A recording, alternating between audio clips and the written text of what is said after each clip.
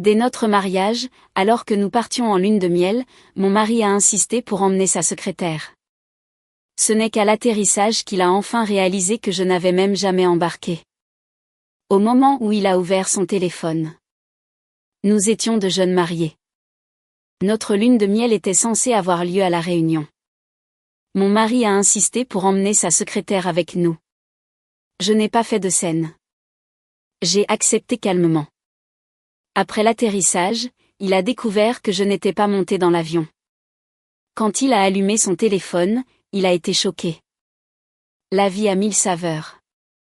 C'est entre le chagrin et la joie que la véritable affection se révèle. Les jours ont leur aube et leur crépuscule, et c'est dans les enfers et les adieux que l'on connaît vraiment le cœur d'une personne. Dans le hall des départs de l'aéroport Charles de Gaulle, Terminal 2F à Paris, le système de sonorisation a résonné des derniers appels à l'embarquement. J'étais au bras d'Alexandre, devant le comptoir d'enregistrement d'Air France. Au moment où il a touché son passeport, il a émis une légère toux forcée. « Chérie, je dois te dire quelque chose. » Il a relevé la manche de son costume en lin, effleurant mon bras. Son ton était artificiellement désinvolte. « Chloé a un document urgent à examiner avec moi. Elle vient avec nous pour cette lune de miel. Comme ça, nous pourrons avancer sur du travail pendant le vol. » Quand j'ai levé les yeux, j'ai vu Chloé Sullivan se frayer un chemin dans la foule. Elle portait une élégante robe blanche sur mesure et tirait une valise cabine qui était exactement le même modèle que la mienne.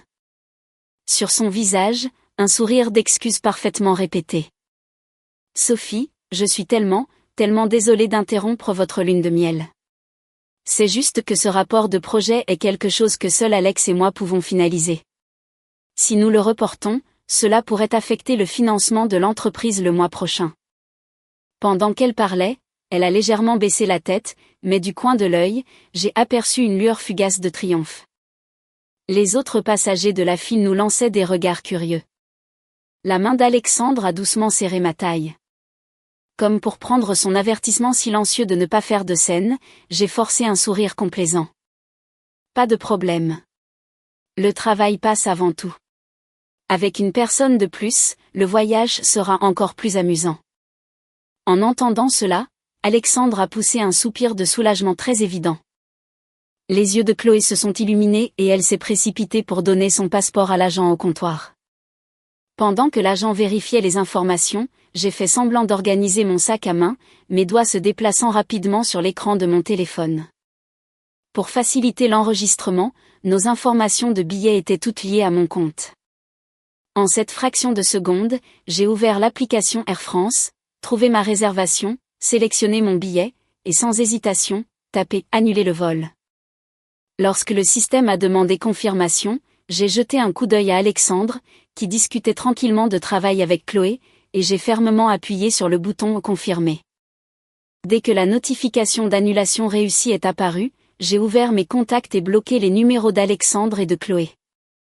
Une fois terminé, j'ai glissé le téléphone dans ma poche. Le sourire sur mon visage est resté complètement serein. L'agent a rendu les 3 passeports et les cartes d'embarquement. Alexandre les a pris, en a donné un à Chloé, et a placé le mien dans ma main. « Tiens, allons vite au contrôle de sécurité, sinon nous allons rater le vol. » J'ai pris le passeport et la carte d'embarquement, sentant la texture du papier maintenant ironiquement invalide. D'accord, j'ai hoché la tête, le suivant vers le point de contrôle de sécurité. En chemin, Alexandre n'a pas arrêté de parler de travail avec Chloé. De temps en temps, il se tournait pour me dire quelques mots superficiels, comme s'il cochait une case obligatoire. J'ai répondu avec neutralité, sachant parfaitement que cette issue soigneusement orchestrée ne faisait que commencer. À la ligne de contrôle de sécurité prioritaire, Alexandre et Chloé sont passés les premiers. J'ai délibérément traîné, et au moment où ils ont franchi les détecteurs de métaux, je me suis retournée et j'ai marché directement vers un bureau de service clientèle voisin. « Bonjour. Je voudrais demander un remboursement pour ce billet, s'il vous plaît. » J'ai remis mon passeport et la carte d'embarquement annulée. L'agent a vérifié les informations et a rapidement traité la demande. Le remboursement sera crédité sur votre compte dans 3 à 5 jours ouvrables. En m'éloignant du comptoir, j'ai jeté un coup d'œil vers le point de contrôle de sécurité. Alexandre et Chloé étaient déjà partis. J'ai sorti mon téléphone, revérifié qu'ils étaient toujours bloqués, ouvert l'application Uber et tapé l'adresse de mon domicile parisien, là, au terminal 2F. La brise humide et chaude du Pacifique a frappé son visage. Alexandre est descendu de l'avion, tenant son attaché-caisse et a instinctivement regardé en arrière. Derrière lui, seule Chloé le suivait de près. Il n'y avait aucun signe de Sophie. Il a froncé les sourcils et a sorti son téléphone pour l'appeler, mais l'écran affichait une notification « Appel échoué ». C'est bizarre. Pourquoi n'y a-t-il pas de signal, a-t-il marmonné, réessayant. Le résultat était le même. Chloé s'est rapprochée. Son visage éclairé par une joie mal dissimulée. Alex, peut-être que le téléphone de Sophie est mort ou qu'elle n'a pas de réseau. Elle a fait une pause, puis a ajouté, peut-être qu'elle nous attend dans le terminal. Allons d'abord récupérer les bagages. Alexandre a hoché la tête et a suivi le flux de personnes jusqu'à la récupération des bagages. Il a regardé les valises tourner en rond sur le carrousel, mais les bagages roses de Sophie n'ont jamais apparu. Un nœud d'inquiétude a commencé à se former dans son estomac. Il a attrapé son téléphone et a ouvert e-message pour lui envoyer un texto, seulement pour découvrir que ses messages devenaient verts au lieu de bleu. Livré, n'est jamais apparu. Chloé s'est penchée, observant la scène, et n'a pas pu retenir un sourire narquois. Alex, et si Sophie n'était pas venue exprès? Le visage d'Alexandre s'est durci. Sans un mot, il a attrapé Chloé et a foncé hors de l'aéroport de Saint-Denis, prenant un taxi directement vers le luxueux complexe hôtelier qu'ils avaient réservé à Saint-Gilles-les-Bains.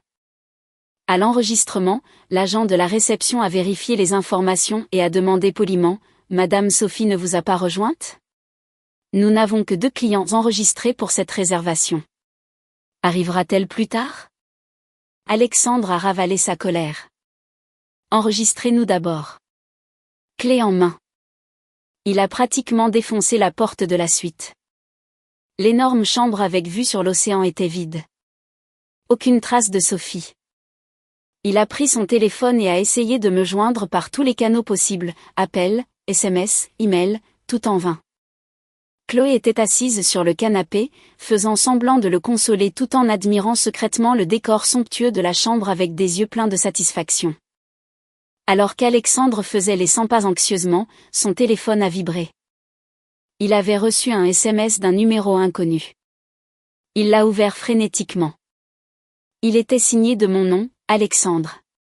Joyeuse lune de miel. Je voulais profiter de ce moment avec toi, mais je ne supporte pas l'idée d'une fête à 3. Je ne te dérangerai pas, toi et Chloé.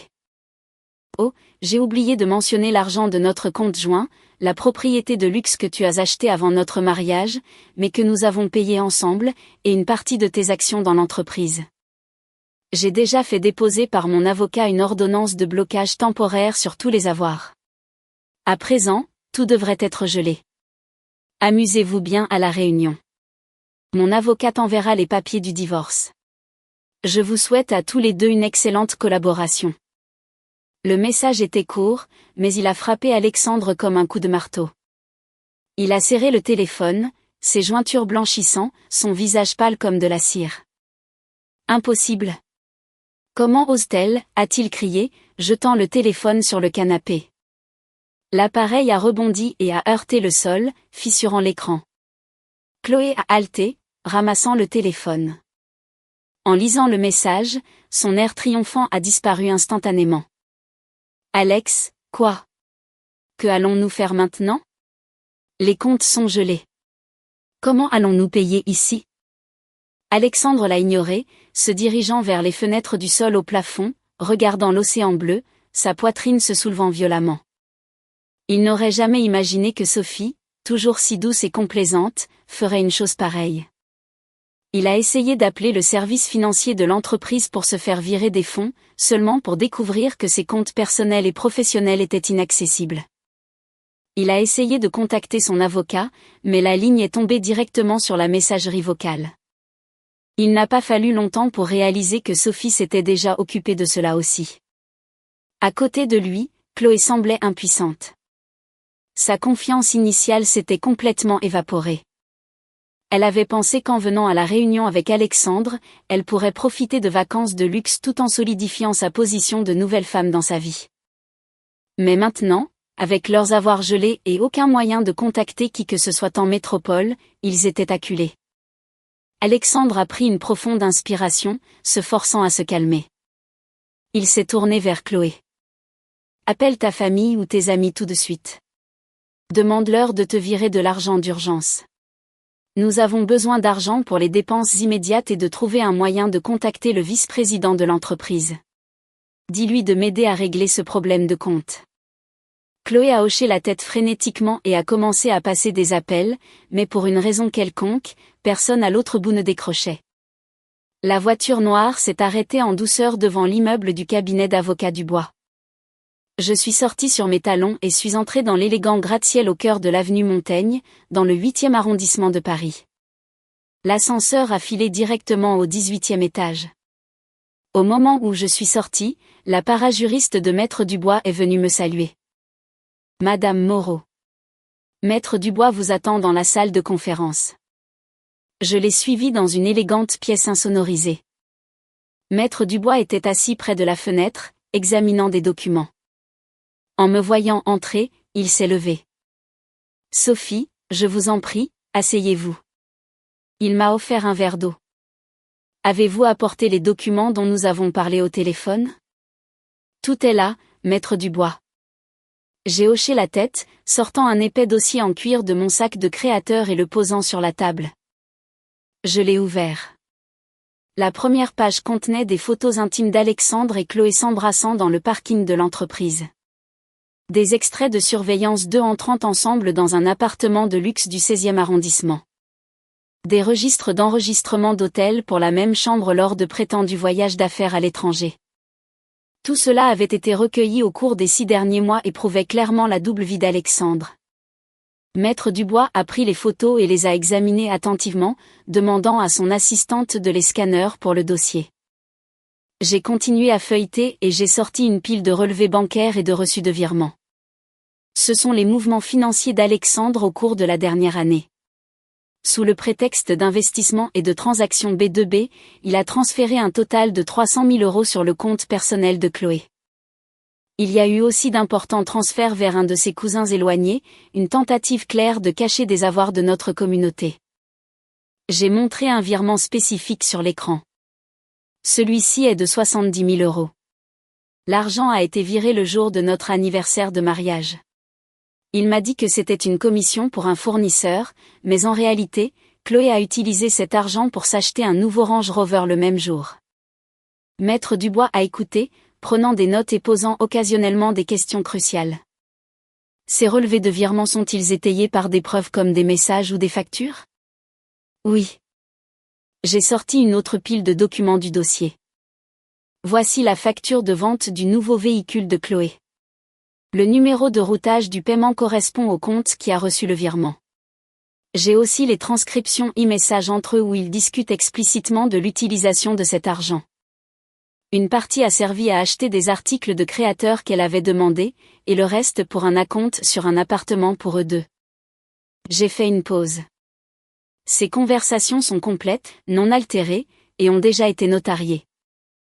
Maître Dubois a hoché la tête avec approbation, organisant les documents. Cette preuve est plus que suffisante.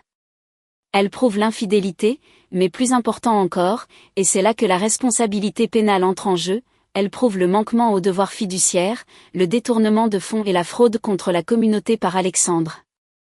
Nous allons officiellement déposer la demande de divorce auprès du tribunal de grande instance de Paris aujourd'hui et simultanément demander à rendre l'ordonnance de blocage temporaire des avoirs permanente, garantissant qu'il ne pourra plus déplacer un seul centime.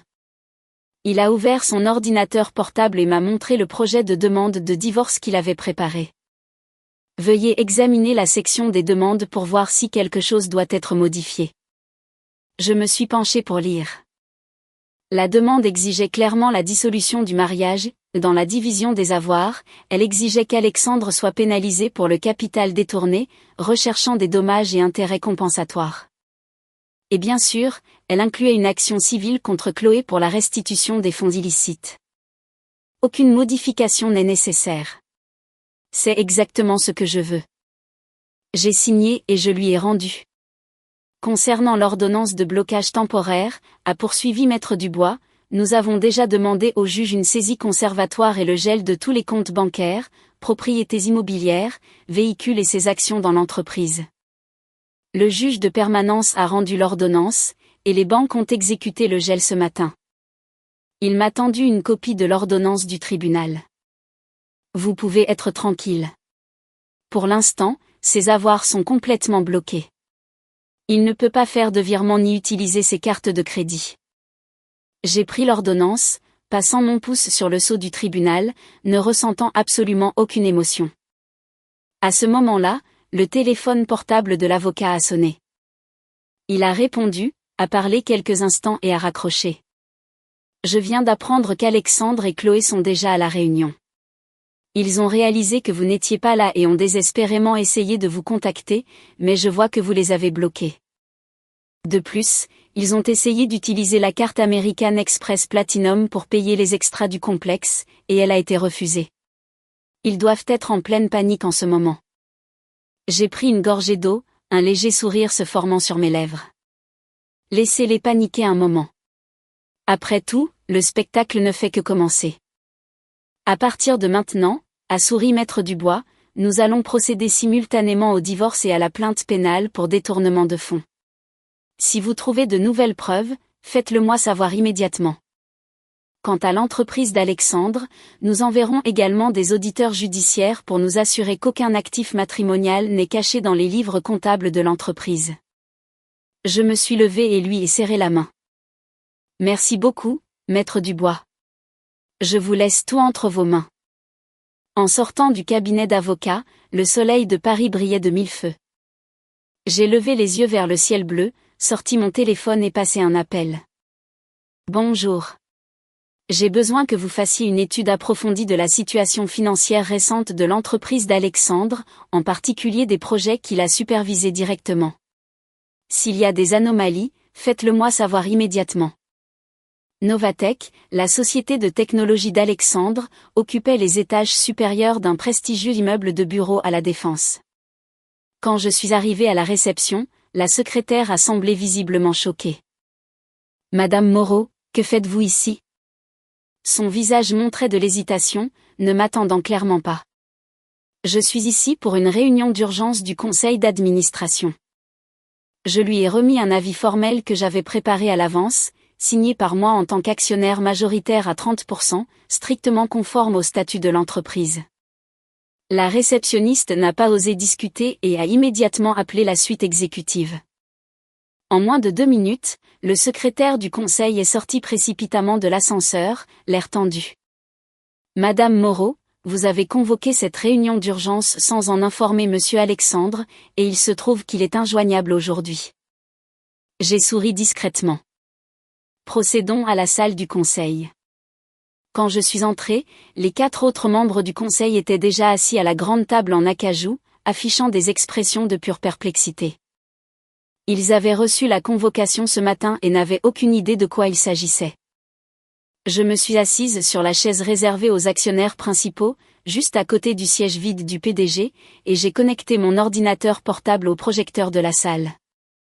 Chers membres du conseil, j'ai convoqué cette réunion d'urgence aujourd'hui pour vous informer. J'ai regardé autour de la pièce, croisant le regard du directeur financier, Monsieur Dupont. Le premier point concerne la situation financière de l'entreprise au cours du dernier exercice. J'ai ici un rapport d'audit judiciaire pour votre examen. J'ai cliqué sur la souris et une série de points de données et de graphiques sont apparus à l'écran. Ceci représente 1 500 000 € qu'Alexandre a retiré du compte de l'entreprise sous le couvert d'investissement en RD. En réalité, cet argent n'est jamais allé à aucun projet. Il a été siphonné vers une société écran offshore qu'il contrôle. J'ai montré une écriture spécifique du grand livre à l'écran. Et ici, il a utilisé sa position pour transférer des brevets technologiques essentiels de notre entreprise à une filiale associée à un prix ridiculement bas, s'assurant des profits personnels et causant un trou comptable direct d'au moins 800 000 € pour Novatech. Des murmures ont éclaté dans la pièce. Plusieurs membres du conseil ont commencé à se parler avec alarme.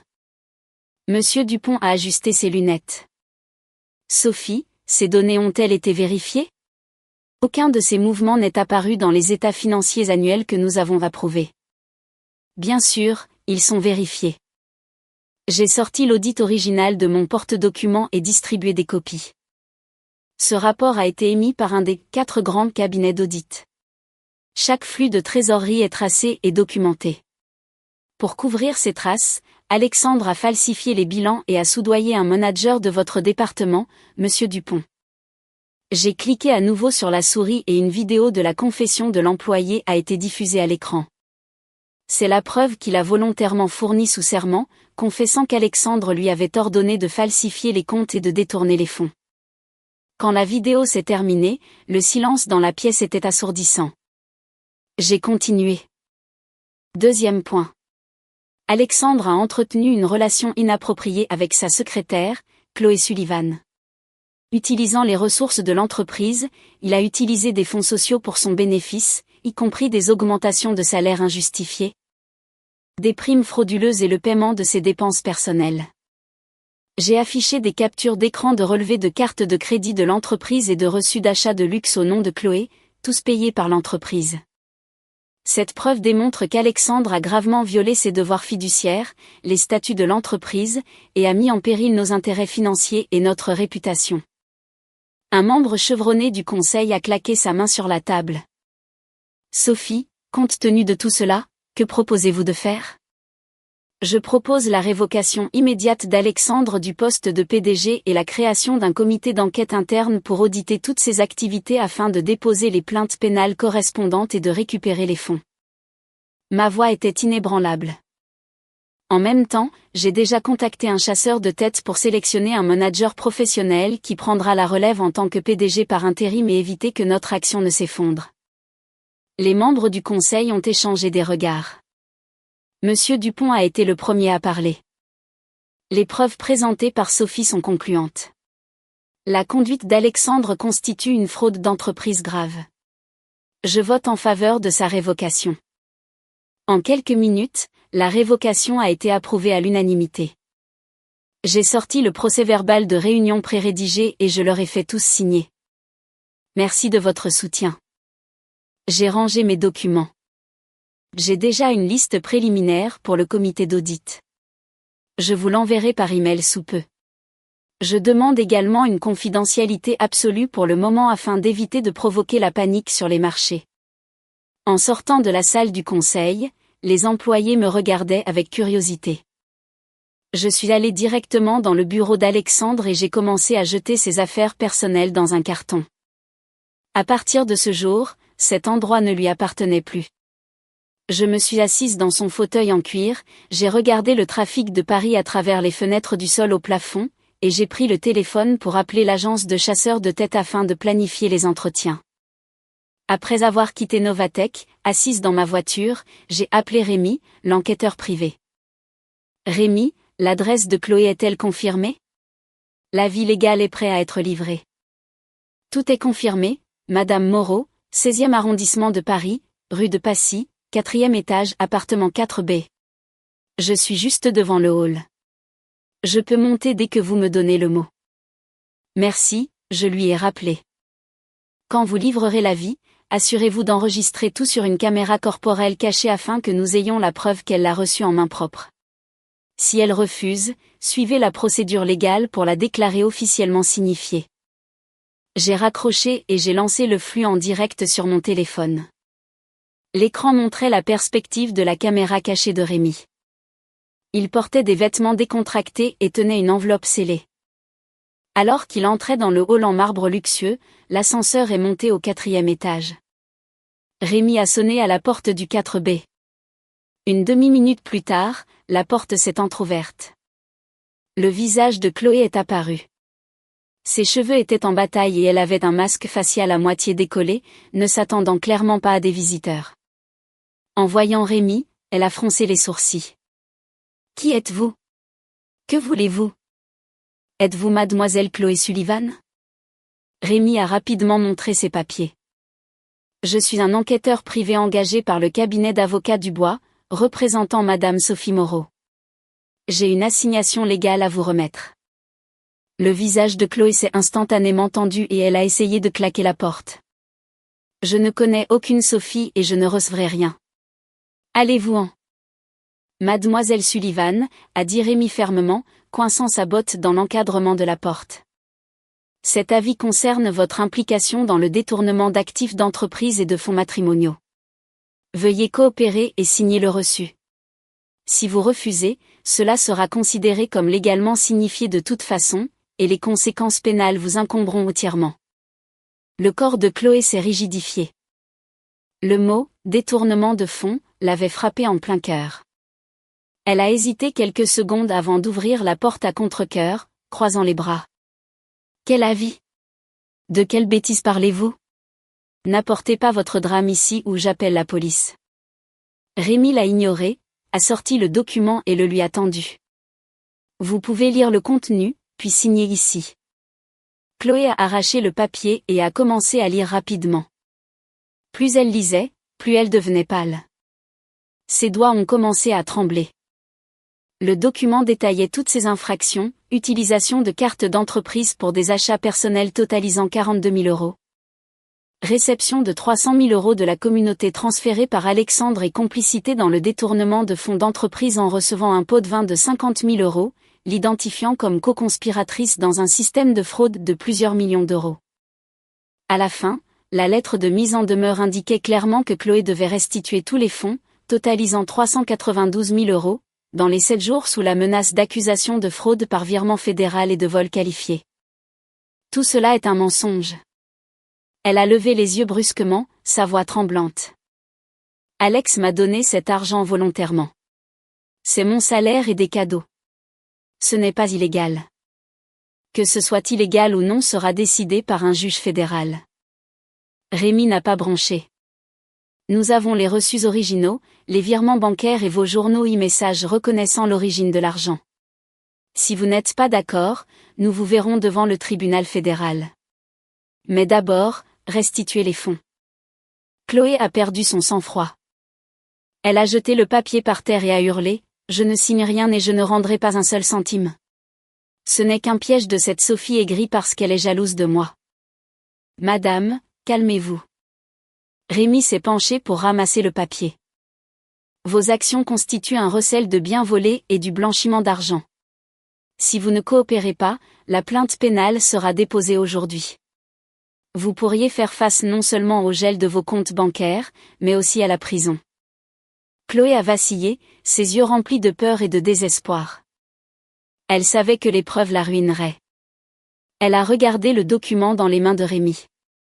Après un long silence, elle a serré les dents, a attrapé le stylo et a signé le récépissé de reconnaissance avec tant de force qu'elle a presque déchiré le papier. Rémi a sécurisé le reçu, confirmé que tout était enregistré et est parti. En sortant dans la rue, il m'a envoyé un SMS, mission accomplie. Signé. Tout en vidéo. À 10h du matin à l'agence principale de la BNP Paribas, tout se passait comme d'habitude. Moi, vêtue d'un impeccable tailleur blanc, suis entrée dans l'espace client privé. Au moment où j'ai donné mon nom, la directrice de l'agence, Éléonore Lefebvre, est venue me saluer avec un sourire professionnel. « Sophie, comment allez-vous? J'ai tous les documents que vous avez demandés prêts. » Elle m'a guidée dans un bureau aux parois de verre et m'a offert une eau pétillante. Au téléphone, vous avez mentionné que vous souhaitiez exécuter la division des fonds matrimoniaux. Avez-vous apporté les ordonnances du tribunal? J'ai hoché la tête et j'ai commencé à sortir des documents de mon sac, l'ordonnance du tribunal de la famille décrétant le gel, l'accusé de réception du dépôt de divorce et le mandat de protection des avoirs signés par le juge. Éléonore, voici les originaux. Vous pouvez les vérifier. Éléonore a mis ses lunettes de lecture et a examiné les pages portant le sceau de la Cour suprême de New York, recoupant les informations avec sa base de données informatique. Je me suis penchée en arrière dans le fauteuil en cuir, regardant l'écran mural affichant le ticker du CAC 40. Cet argent comprenait mes économies d'avant notre mariage, les profits de mes propres investissements et une partie de l'héritage de mes parents.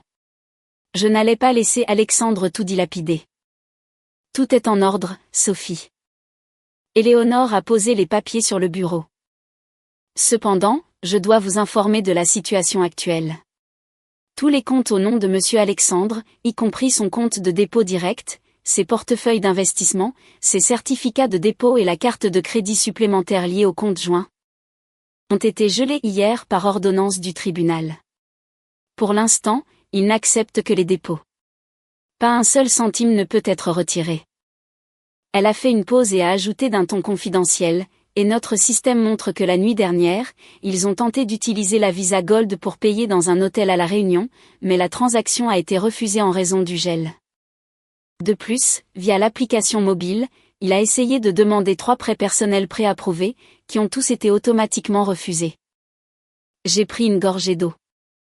Je sais que nous avons demandé le gel. Veuillez procéder au virement de mes 50% des fonds sur mon compte personnel exclusif, exactement comme autorisé par l'ordonnance du juge, tout de suite.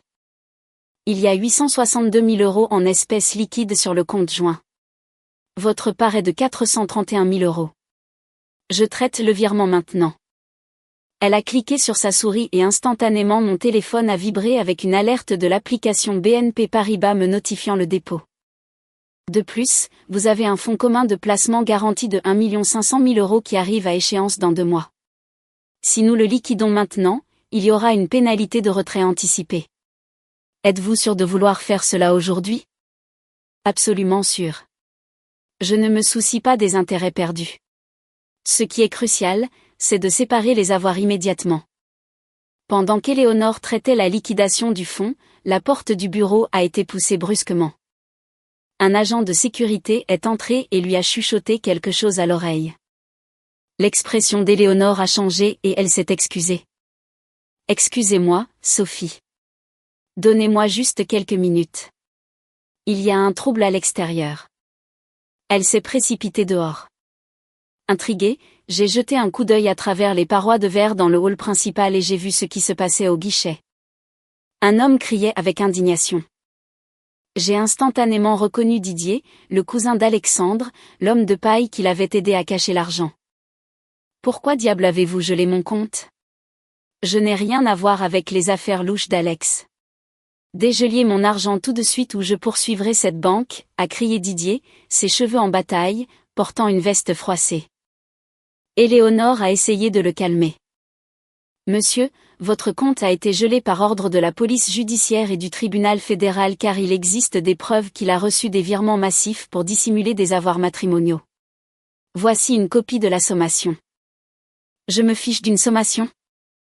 Didier lui a claqué le papier de la main, le faisant tomber au sol. Cet argent était un prêt pour mon entreprise. Je ne bougerai pas d'ici tant que vous ne me donnerez pas mon argent. Il s'est effondré sur le sol du hall de la banque, faisant une crise de colère pathétique.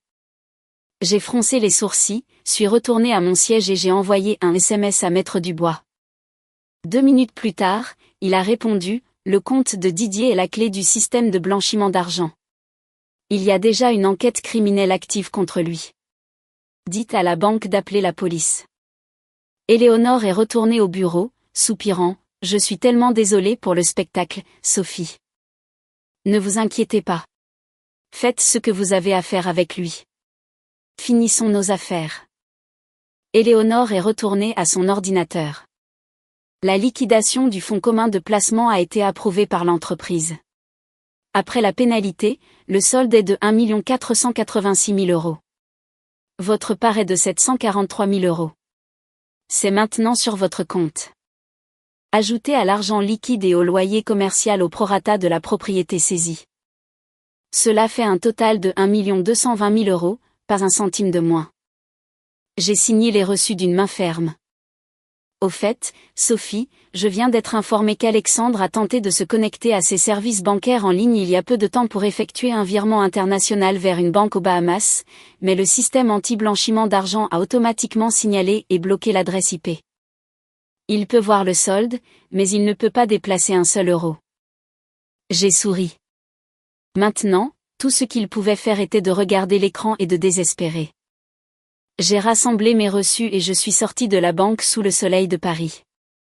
Mon compte affichait le chiffre exact, 1 220 000 €.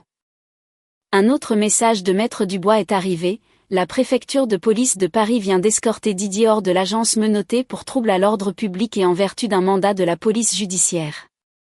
À cette heure exacte à La Réunion, le soleil traversait les fenêtres, illuminant le Pacifique. Mais le visage d'Alexandre était plus sombre qu'un orage. Il avait vidé sa valise sur le tapis.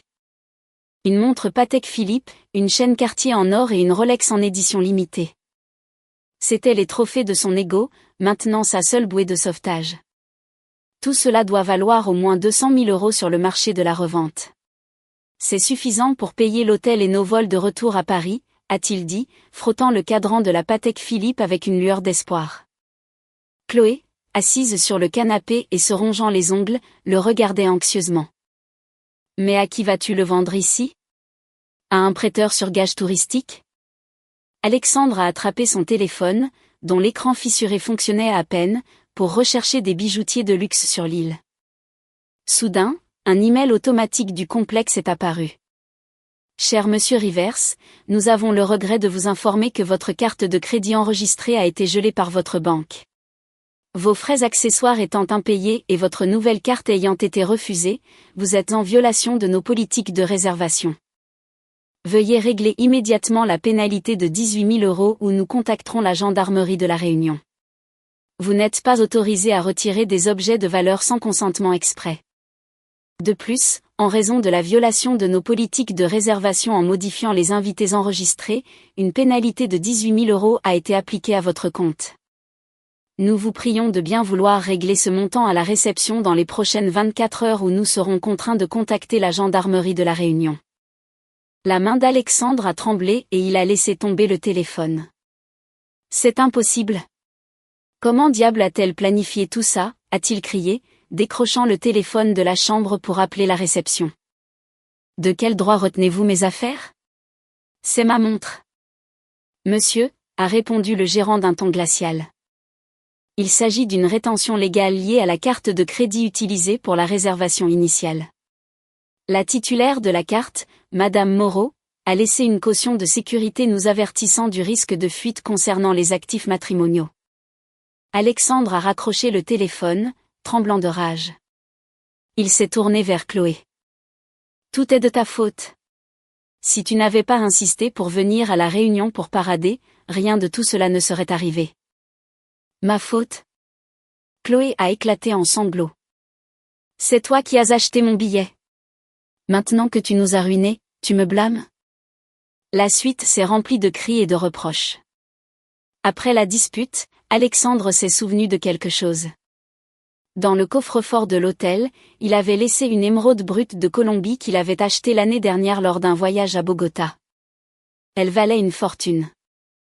Il est descendu à la réception pour exiger qu'ils ouvrent le coffre-fort principal. Le directeur général est venu le rencontrer, flanqué de 2 agents de sécurité. Monsieur Rivers. Ce bijou est également inscrit sur l'inventaire des biens matrimoniaux gelés par ordonnance du tribunal. Vous ne pouvez pas y toucher. Et puisque vous êtes ici, le délai de paiement de votre facture d'hôtel a expiré. Non, je n'ai pas les fonds pour l'instant. Donnez-moi quelques jours. Je suis désolé, a dit l'agent de sécurité. Nous avons des ordres de la direction. Nous allons devoir appeler la police pour suspicion de fraude et escroquerie à l'hôtelier. Alexandre a reculé, terrifié, tandis que Chloé, qui l'avait suivi, s'est recroquevillée dans un coin, pleurant de panique absolue. La voiture est sortie de l'autoroute et a emprunté une route de campagne sinueuse. Une demi-heure plus tard, dans un village de la campagne normande, la silhouette familière de la ferme est apparue. Mur en pierre, toit en ardoise et le vieux chêne dans le jardin. Je me suis garé, j'ai pris les cadeaux que j'avais apportés et j'ai franchi le portail en bois. Qui est là? J'ai entendu la voix de ma belle-mère depuis la cuisine, accompagnée du bruit d'un couteau coupant des légumes pour un ragoût de bœuf. J'ai atteint la porte. Elle portait un tablier à carreaux. Marie, c'est moi. Elle s'est retournée et en me voyant, le couteau est resté en l'air. Sophie, que fais-tu ici, chérie? Et Alex, vous n'étiez pas à La Réunion pour votre lune de miel? Je suis venu vous dire quelque chose. Je suis entré, j'ai doucement pris le couteau de ses mains et je l'ai aidé à racler les carottes dans la casserole. Alex est toujours à la réunion. Je ne suis pas allé avec lui. À ce moment-là, mon beau-père, Joseph, est sorti du salon avec le Wall Street Journal à la main, l'air confus. Qu'est-ce qui se passe? Pourquoi n'êtes-vous pas partis ensemble? Est-ce que cet idiot de fils m'a fait quelque chose? J'ai secoué la tête. Joseph, Marie, asseyez-vous, s'il vous plaît. Je dois vous montrer quelque chose. Nous nous sommes assis autour de la table de cuisine rustique. J'ai sorti mon dossier et j'ai posé les photos d'Alexandre et Chloé juste devant eux. Alexandre me trompe avec sa secrétaire, Chloé. Mais ce n'est pas le pire. Il a vidé nos comptes et a mis son entreprise en faillite pour lui acheter des luxes et un appartement. Voici les audits et les relevés bancaires. Joseph a mis ses lunettes de lecture et a commencé à lire. Son visage, marqué par le soleil de la campagne, est devenu rouge d'indignation. Il a claqué sa main sur la table en chêne si fort que les verres d'eau ont tinté. Ce salaud sans vergogne. Comment ai-je pu élever un fils aussi misérable? Voler sa propre entreprise. Cela signifie la prison. Marie a couvert sa bouche, les larmes aux yeux. Ce misérable garçon. Quelle honte pour cette famille. Sophie, ma douce fille. Je suis tellement désolée. J'ai déjà demandé le divorce et porté plainte. Ces comptes sont gelés. Je les ai regardés avec une sincérité absolue. Je suis venue parce que vous m'avez toujours traitée comme une fille. Je comprendrai si vous décidez de prendre son parti. C'est votre sang. Marie a attrapé mes mains, pleurant. Absolument pas. S'il a commis le crime, il en paye le prix. Alexandre est un scélérat. Bien sûr que non, a grogné mon beau-père. Chérie, nous te soutenons à 100%. En fait, Alexandre a toujours été un magouilleur. Il a de vieux comptes à la caisse de crédit locale, et je sais qu'il cache des documents dans le coffre-fort de son ancienne chambre. Nous allons tout déterrer pour votre avocat. Ils sont montés à l'étage et sont revenus avec un vieux livret bancaire et des contrats de fonds communs de placement qu'Alexandre avait gardés cachés. Marie a également rapporté un bracelet en or. Cette sournoise de Chloé a laissé ce bracelet ici la dernière fois qu'ils sont venus. Cela me donnait déjà un mauvais pressentiment. Prends-le comme preuve qu'ils dépensaient cet argent pour elle. J'ai déjeuné avec eux, un copieux ragoût de bœuf. Ils m'ont raconté des histoires d'Alexandre enfant, leur voix pleine de douleur et de déception. Quand nous nous sommes dit au revoir, Marie m'a serré fort dans ses bras. Prends soin de toi, Sophie. Cette maison sera toujours la tienne. Merci. Je vous aimerai toujours comme mes propres parents. Dans le hall des arrivées internationales du terminal 2F de l'aéroport de Paris-Charles de Gaulle, j'étais assise dans le salon Air France, près de la grande fenêtre, tenant un verre de Cabernet Sauvignon. L'écran de mon téléphone s'est illuminé. Un message de mon contact à l'aéroport, le vol de la Réunion vient d'atterrir. Je me suis levée et me suis rapprochée de la vitre donnant sur la sortie des arrivées, d'où j'avais une vue parfaite sur les portes coulissantes. Peu après, j'ai vu Alexandre et Chloé sortir. Ils avaient l'air pathétiques. Ils portaient le même costume en lin, maintenant froissé et taché, avec de horribles cernes sous les yeux et une épaisse barbe. Ses cheveux étaient gras. Elle ne portait pas de maquillage et traînait les pieds, ne portant qu'un petit sac à main. Sa valise de créateur avait disparu, probablement saisie par l'hôtel. Ils avaient à peine fait 10 pas dans le terminal avant d'être interceptés par 4 hommes en costume sombre qui ont montré leur badge. Monsieur Alexandre Rivers, nous sommes des agents spéciaux de la brigade financière de la police judiciaire. Vous êtes en état d'arrestation pour fraude par virement, détournement de fonds sociaux et falsification de documents. Veuillez nous suivre. Toute couleur a fui le visage d'Alexandre. Il a essayé de se dégager. Vous faites une erreur. Je suis un PDG respecté. C'est un malentendu avec mon ex-femme. Il s'est tourné vers Chloé pour chercher du soutien. Mes 2 agents féminines étaient déjà en train de lui passer les menottes. Mademoiselle Chloé Sullivan, vous êtes en état d'arrestation en tant que co-conspiratrice et pour recel de fonds volés. Les jambes de Chloé ont lâché et elle a commencé à sangloter bruyamment au milieu du terminal. Je n'ai rien fait. C'est lui qui me l'a dit. Je ne suis qu'une employée. Des voyageurs se sont arrêtés pour enregistrer la scène avec leur téléphone. Alexandre a senti l'humiliation lui brûler la peau. Allons-y, a ordonné l'agent principal, sécurisant les menottes sur Alexandre à ce moment-là. Tournant la tête, Alexandre a croisé mon regard. J'étais là, appuyé contre la balustrade en verre du niveau supérieur. En me voyant, il s'est mis à crier comme un fou. Sophie! Sophie! Pour l'amour de Dieu, aide-moi. Je sais que j'ai fait une erreur. Ne divorçons pas. Dis-leur que c'est un malentendu. Je te donnerai tout. Tout. Je suis resté immobile, le regardant avec la froideur d'un glacier en prenant une lente gorgée de mon vin. Sophie, pardonne-moi. Nous pouvons recommencer. Il continuait de crier alors que les agents le poussaient vers le fourgon de transport qui attendait devant le terminal. Chloé suivait, pleurant à chaudes larmes, traînée par les officiers. Quand ils ont disparu de mon champ de vision, mon téléphone a vibré. C'était Maître Dubois. La police judiciaire les tient. Il n'y a plus qu'assez de preuves. Ils vont directement au centre de détention fédéral. J'ai répondu par un simple « merci ». J'ai fini mon vin. L'arrière-goût sec et amer sur ma langue me rendait incroyablement lucide. Il était temps de me rendre au tribunal de grande instance de Paris pour l'audience préliminaire de divorce. Les portes de la salle d'audience se sont ouvertes. Alexandre, escorté par 2 agents de la gendarmerie parce qu'il était en détention provisoire, est entré. Sa tête était rasée et il portait la combinaison orange standard du centre de détention fédéral de Fleury-Mérogis. Son arrogance avait complètement disparu. Tout ce qui restait était un homme brisé et anxieux. Il s'est assis à la table du défendeur en face de moi. Le juge a pris la parole. Nous sommes ici pour déterminer les conditions finales du divorce et la division de la communauté. Monsieur Rivers, quelle est votre position? Alexandre a parlé d'une voix rauque et tremblante. Votre honneur, je ne veux pas divorcer. Je sais que j'ai fait une terrible erreur. J'en ai payé le prix. Je suis en détention fédérale. J'ai perdu ma réputation. Il m'a regardé, les yeux pleins de larmes. Je vous en supplie. Laissez tomber les accusations.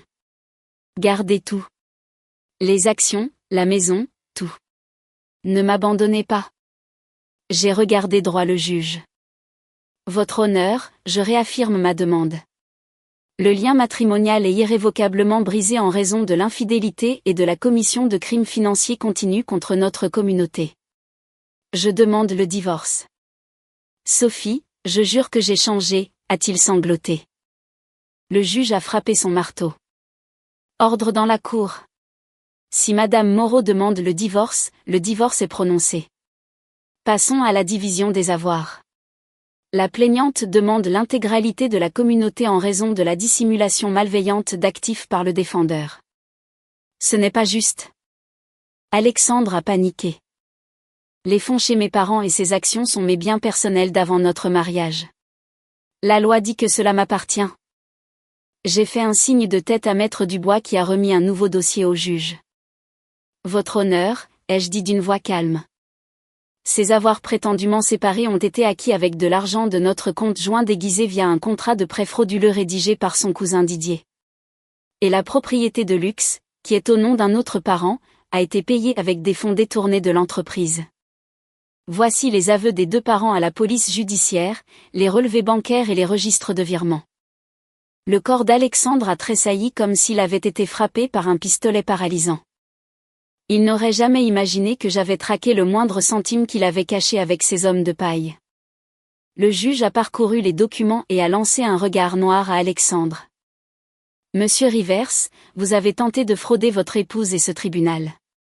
À la lumière des preuves accablantes, je statue que 100% de la communauté ainsi que les dommages et intérêts compensatoires correspondants sont attribués à Madame Sophie Moreau. L'audience est levée. Alexandre s'est effondré sur sa chaise, le visage enfoui dans ses mains. Il savait qu'il n'y avait pas de retour en arrière possible. Les gendarmes l'ont tiré de son siège pour le ramener au fourgon de transport. Le jour où le jugement final est arrivé par la poste, le soleil du Pacifique se déversait à travers les fenêtres de ma nouvelle maison côtière à Saint-Jean-Cap-Ferrat, sur la Côte d'Azur. Vêtue de vêtements en inconfortable, j'étais sur la terrasse, arrosant mes bougainvilliers quand la sonnette a retenti. Un coursier m'a remis une enveloppe certifiée du tribunal. Je me suis assise sur mon canapé en osier, j'ai ouvert l'enveloppe et j'ai lu les décisions légales. Tout était officiel. Le divorce était prononcé avec une extrême sévérité. L'intégralité du patrimoine était à mon nom. Un jugement de 50 000 € pour détresse émotionnelle a été ordonné à Alexandre de me payer, et l'ordonnance d'exécution contre les biens de Chloé a été finalisée. Je suis allée me préparer une tasse de thé. Pendant que l'eau bouillait, Maître Dubois a appelé « Sophie, félicitations. La décision est finale. Les titres de propriété sont à votre nom. Les comptes ont été débloqués et transférés. Et j'ai de bonnes nouvelles du côté pénal. Le procès fédéral est terminé. Alexandre a été condamné à 8 ans de prison centrale pour fraude par virement et détournement de fonds sociaux. Ses biens personnels restants ont été vendus aux enchères pour payer les créanciers de Novatech. J'ai souri en regardant l'océan. Merci pour tout, Maître Dubois. Un peu plus tard, Rémi, le détective, m'a envoyé un SMS avec des photos. Les images montraient Chloé poussant un chariot de supermarché rempli de ferraille et de cartons près d'un campement de sans-abri sous un pont à Los Angeles. Elle portait des vêtements déchirés de friperie. Ses cheveux étaient emmêlés et ses yeux semblaient creux. Elle avait reçu une peine avec sursis parce qu'elle n'avait pas de casier judiciaire. Mais ils avaient saisi le moindre centime qu'elle avait pour restituer l'argent volé. Maintenant, personne ne l'embaucherait. Ses amis fortunés lui avaient tourné le dos et ses parents honteux, de retour dans sa ville natale, ne voulaient plus rien savoir d'elle. Sa cupidité l'avait ramenée à la misère absolue. J'ai éteint l'écran de mon téléphone sans ressentir une once de pitié. On récolte ce que l'on sème. Dans les mois qui ont suivi, ma vie s'est remplie de lumière. J'ai décoré ma maison côtière californienne exactement comme je le voulais.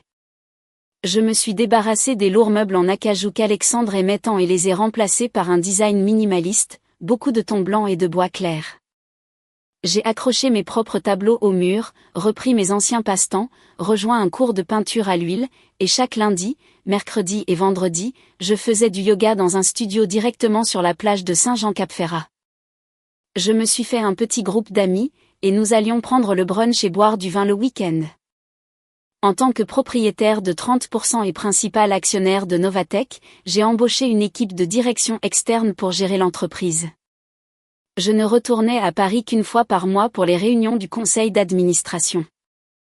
Le reste de mon temps était consacré au lancement d'une petite galerie d'art en ligne, vendant mes toiles et mes pièces en céramique. Étonnamment, ce fut un énorme succès. Je me suis sentie épanouie pour la première fois de ma vie. Ne vivant plus dans l'ombre d'aucun homme. De temps en temps, je recevais un SMS de Joseph ou Marie, mes ex-beaux-parents. Ils m'envoyaient des photos du chêne de leur jardin ou de leur récolte de tomates. Une fois, Marie m'a envoyé une photo d'Alexandre dans le parloir du centre pénitentiaire fédéral. Il avait l'air vieux, les cheveux grisonnants et les épaules affaissées. Marie m'a dit qu'il étudiait le droit à la bibliothèque de la prison et qu'il implorait mon pardon. J'ai simplement répondu, je suis contente qu'il étudie.